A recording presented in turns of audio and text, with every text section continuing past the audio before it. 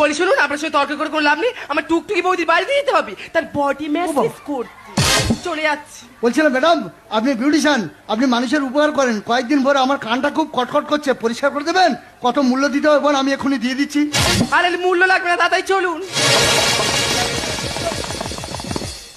Madam সাবধানে কান পরিষ্কার করুন, যেন কানে পর্দা ফেটে যায় না। ঠিক আছে, সরে আসুন। সাবধানে। কি বের করছেন? আচ্ছা দেখবেন তো। ও, কান পরিষ্কার করার মেশিন? হ্যাঁ, হ্যাঁ, হ্যাঁ। ঠিক আছে, বের করুন।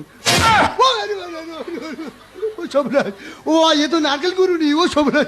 এই নারকেল কোন দেয় তোমার খোল বের করবো? ও সবরাজ মেরে ফেলবে রে বাবা। সে খোল বের করার মেশিনটা আনতে ভুলে গেছি, এটা নিয়ে এসেছি। ওই সময় জ্বললাম না গিয়ে ঘাতুন না। একটু দিই না, একটু দিই না। দেখ কাউকা করছে, কানটা 12টা বাজে বলে কাউকা করছে। কানে দাঁড় আগে একটু মাথায় দিয়ে দেখি। লেগেছি। হরি বাবা, হরি, এই যে কান, হরি বাবা, কি বলবো, এটাই দিয়ে পরিষ্কার করা হয়। এটা হবে? পরিষ্কার করুন, মূল্য দিচ্ছি। ঠিক আছে। পরিষ্কার করুন। দেখি আমি দিইনি তো, আপনি করছেন কেন? না দিলি লাগে, বিশ্বাসঘাতকতা।